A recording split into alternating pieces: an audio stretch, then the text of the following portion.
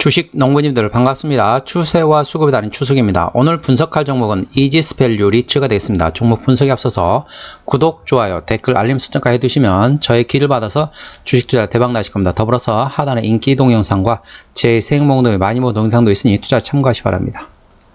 예, 이지스밸류 리츠. 예, 대표적인 리츠 회사가 되겠죠. 리츠라는 게 뭐냐면요. 건물 임대업을 한다고 보시면 되겠습니다. 그러니까 어떤 빌딩 같은 거를 목돈 주고 사가지고 그걸 이제 월세를 받는 거죠. 그렇게 하는 임대 사업을 하고 있는 회사를 보통 리츠라고 얘기합니다. 내용 먼저 말씀드리겠습니다. 리포트 내용인데요. 2차 발행가의 결정으로 주가는 상승이 전망된다. 통상 리츠들은 2차 발행가의 결정 이후 주가는 V자 반등했다. 유상증자로 리파이낸싱 불확실성이 해소됐기 때문이고 시가총액 증가에 따른 유동 주식수 증가 등의 긍정적 효과가 예상되기 때문이다. 자산의 적기 매각과 주주 환원, 다양한 포트폴리오 구성이라는 운용사형 리츠의 강점이 있다. 그래서 최근에 지금 유상증자를 했죠. 유상증자 했던 내용을 살펴보니까 오늘 현재 종가가 4,290원입니다. 자, 오늘 현재 주가가 4,290원인데, 자, 8월 16일이죠?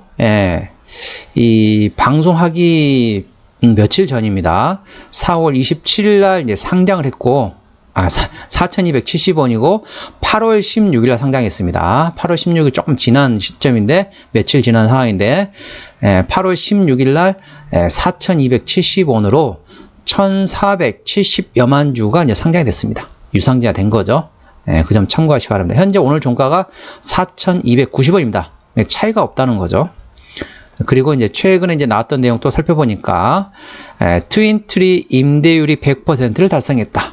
그러니까 트윈트리가 어디가 있나 봤더니 종로에 있더라고요. 그래서 종로에 있다 보니까 그 주변에 뭐 경복궁도 보이고 뭐 여러 가지 이 건물들이 보인다 하더라고요. 그렇다 보니까 괜찮다고 하는데 지하 8층, 지상 17층, 총 합계 한 25개 층이죠. 그 층에 대해서 이제 최근에 이제 그걸 이제 그 건물을 인수를 했습니다. 건물을 인수하고 나서 지금 이제 임대율이 100%를 달성했다는 거죠. 임대 나중에 쉽게 말하면 월세를 받기 위해서는 이제 임대를 해야 되잖아요. 공실이 없는 상태로서 현재 됐다라고 보시면 되겠습니다. 금리 상승이 무색한 배당 증대라는 내용입니다. 트윈트리 타워의 공실 해소로 중장기 배당 증대와 NAV 상승이 예상된다. 오피스 임대료 상승을 반영해 최소 2028년까지 매년 50에서 100원의 DPS 인상할 전망이다. 태평로 빌딩도 LED 플래티넘 등급을 획득했다. ESG, 채권 등 안정적 자금 조달에 기반이 마련됐다. 이제 대표적으로 이제 이런 리츠 회사 같은 경우는 보통 어떤 생각을 하냐면은 이제 금융회사도 그렇고 이런 회사들 보통 고배당주로 보통 분류를 하잖아요. 근데 고배당주라고 분류를 하는데 과거에 어떤 분들은 그러신 분들 3%인데 우리 고배당주다. 그거는 과거에 기준금리가 1.5%될 당시에 3%면 고배당주로 해당이 됩니다. 왜냐면은 기준금리의 2배가 되는 상황일 때 고배당주로 분류가 한다고 보시면 되겠습니다. 그렇다 보니까 현재 기준금리가 3.5%잖아요. 그러면 곱하기 2 하면 얼마입니까? 7%입니다. 배당이 7% 이상이 돼야만이 고배당주로 분류가 돼요. 근데 동사는 과거에 1.5% 기준금리 당시에는 고배당주로 분류가 됐습니다.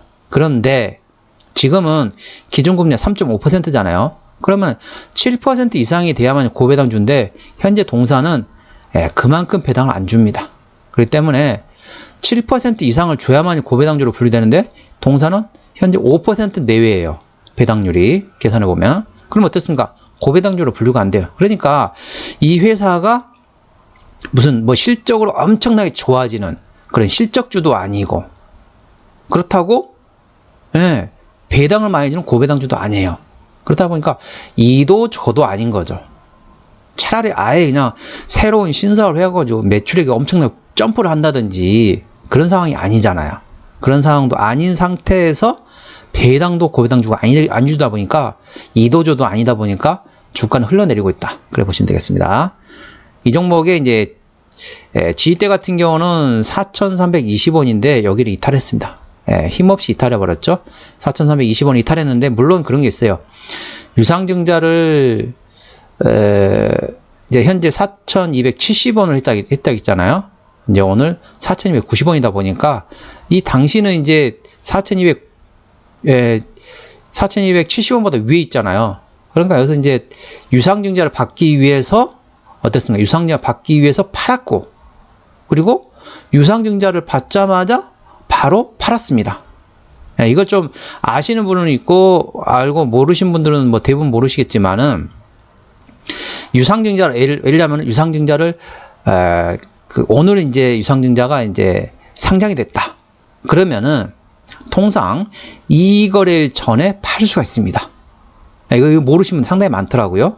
그러니까 유상증자를 받으면 오늘 유상증자든 무상증자든 뭘 받잖아요. 무상증자도 마찬가지입니다. 받으면은 이 거래일 전에는 팔 수가 있어요. 그걸 모르시는 분들 상당히 많아요. 모르시는 분들은 증권사에 전화하셔가지고 유상증자나 무상증자 되잖아요. 그럼 오늘 상장을 한다. 그럼 이틀 전에 팔 수 있는, 이틀 전이다. 그러면은 그 전에 전화를 하세요. 해가지고, 지금 요런 종목이 있는데, 요번에 유상증자나 무상증자를 해가지고, 지금 이제 팔 수 있는 게 종목이 있는데, 이게 있는데, 어떻게 파느냐라고 물어보면 증권사에서 알려줍니다. 그렇기 때문에 유상증자 2 거래일 전에 팔 수 있기 때문에 그 전부터 팔기 시작한 거예요. 그랬는데 지금 어떻습니까? 유상증자 가격이 4,270원이에요. 현재 가격이 4,290원이에요. 차이가 없다는 거죠. 그렇기 때문에 이제 굳이 이제는 팔 필요가 없다는 거죠. 그 말은 뭐냐? 매물은 어느 정도 잠잠해질 수 있다. 그런 거죠. 근데 이제 4,320원의 지지대가 있는데 여기를 이탈했어요. 그래서 다음 주 중으로 4,320원을 만일 이게 돌파하지 못하게 되면 또 힘들어질 수 있습니다. 왜냐면은 그 다음 지지대는 3,850원입니다. 4,320원에서 3,850원이면은 엄청난 차이잖아요. 대충 계산해도 한 500원인데 그러면 10% 이상이 차이 납니다. 그렇죠? 4,320원에서 3,850원까지 가면 어떻습니까? 거의 10% 이상이 차이가 나잖아요. 그렇기 때문에 혹시라도 다음 주 중으로 4,320원을 회복하지, 종가상입니다. 장중 의미가 없고요.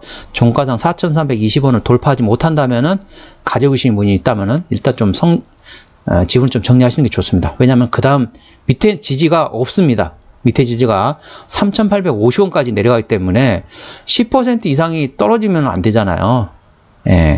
물론 손해 보신 분들이 대부분일 겁니다. 그렇지만은 손절이라는 것은 내가 손해를 보면서 잘라내야 돼요. 왜냐하면 더 큰 손해를 막기 위해서 손절을 치는 겁니다. 그게 손절이란 겁니다. 물론 아깝죠. 그러지만은 3,850원에 팔면 어떨까요? 지금보다 10% 이상이 떨어진다. 엄청 아깝잖아요. 그러니까 차라리 나 이 종목 끝까지 버텨볼 거야. 그러면은 다음 주 중으로 4,320원을 돌파 못한다. 그러면은 지분 어느 정도 정리하시고 3,850원이 혹시 오게 된다면 이때 다시 사면 되죠. 그러면 더 쉽잖아요. 어렵지 않습니다. 그래서 4,320원을 만일 지지를 받는다. 그러면은 4,550원, 그 위에는 4,850원이 되겠습니다. 그러니까 4,320원의 종가를 다음 주 중으로 지지하는지, 회복하는지를 확인하시고, 종가상 회복하는지 보시고, 위에 저항대는 4,550원, 2차 저항대는 4,850원, 밑에 지지대는 3,850원이 있다는 걸 참고하시기 바랍니다. 자, 이 종목은 핸드라인 수급 같은 경우는 외국인이죠. 수급 동향 보시겠습니다. 자, 외국인 한 달 동안 21,000주를 샀습니다. 하지만 최근에 이제 팔고 있죠. 팔았던 이유는 뭘까요? 유상증자 참여하기 위해서 샀다가 또 유상증자 하고 나서 어떻습니까? 가격이 유상증자 가격보다 좀 비싼 상황이기 때문에 차익 실현했습니다. 그런데 제가 봐서 이제 현재가나 유상증자 가격이나 똑같잖아요. 그렇다 보니까 다시 또 들어갈 수도 있습니다. 이 점 참고하시기 바랍니다. 이 외국인이 핸들하고 있는 현재는 순매도 기조 중인데 다음 주 중으로 아까 지지대 있죠? 지지대로 회복하는지 확인하고 그 상태에서 외국인이 들어가는지 꼭 확인하시기 바랍니다. 기관 같은 경우는 182,000주를 사고 있네요. 최근에 계속 사고 있습니다. 누가 사고 있느냐? 금투가 사고 있고, 기타 금융이 사고 있는 상태에서 이제 매물이 이제 어느 정도 잠겨 있다 보시면 될 것 같고, 사모펀드가 최근에 사고 있습니다. 자, 신용비율은 없죠. 제로입니다. 코스피 200 밖에 있는 종목이기 때문에 대차거래 공매도는 해당 사항이 없겠습니다. 자, 최대주 지분율 보겠습니다. 최대주 지분율은 이지스 자산운용이 14.9%밖에 안 되네요.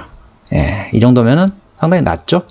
코람코 자산운용에서도 7% 가까이 가지고 있습니다. 그렇다 보니까 이제 뭐 이 종목 꼭 그렇게 말을 하긴 좀 그렇지만은 어느 정도 책임 경영 하려면은 대형주는 20% 이상, 중소형주는 30% 이상이 돼야만이 책임 경영 해가지고 회사를 키운다는 거죠. 좀 참고하시 바랍니다. 아까 리츠가 어떤 일인지 아까 다 설명드렸고요. 자, 실적을 보시게 되면은 자, 작년에 매출액이 470억에서 재작년에 470억에서 작년에 430억 줄었죠. 영업이익도 재작년 456억에서 작년에 323억. 자, 당기순이익도 450억에서 작년에 317억입니다. 1분기 실적 같은 경우는 13억에서 올해 12억이네요. 자, 당기순이익은 적자로 전환이 됐네요. 자, 부채 비율 어떻습니까? 부채 비율은 68% 낮은데 유보율도 758%이기 때문에 일반적인 수준이라고 보시면 되겠습니다.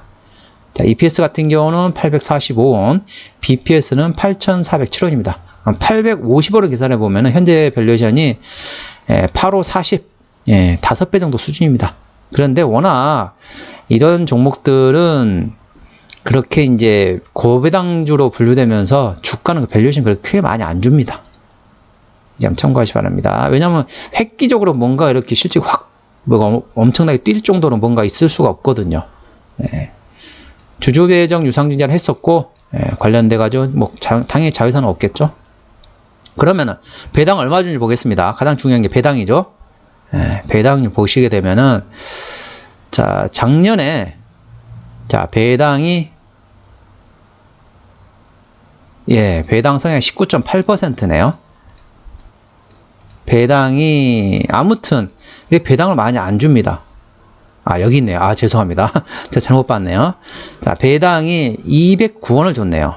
209원입니다. 작년에 209원이죠. 209원이면은 계산하기 쉽게 하면 200원 생각하면 어떻습니까? 오늘 4,000원인데 200원이면은 배당률이 5%가 안 되죠. 이런 종목은 무조건 고배당 정책으로 가야 됩니다. 기준금리의 2배, 그러니까 7% 이상이 돼야만이 그래도 조금 괜찮다 싶어요. 그런데 현재 밸류에이션 상으로는 배당률이 5%가 안 됩니다. 그렇기 때문에 주가가 매력이 없는 거죠. 차라리 이제 배당을 좀 많이 준다든지 아니면은 뭔가 새로운 신사업을 한다든지 아니면 뭐 대형 또 건물을 산다든지 뭐 해가지고 뭔가를 큰 이슈가 돼야 되는데 그런 이슈가 지금 없어요. 그렇다 보니까 주가는 조금 정체기를 보이고 있다고 보시면 되겠습니다. 오늘은 이지수 밸류 리츠에 대한 종목 분석했고요. 구독, 좋아요, 댓글, 알림 설정까지 해두시면 저의 기운을 받아서 주식 투자가 대박 나실 겁니다. 더불어서 하단에 인기 동영상과 제세행복노의 마이모 동영상도 있으니 투자에 참고하시기 바랍니다. 이상 추세와 수급에 달인 추석이었습니다. 감사합니다.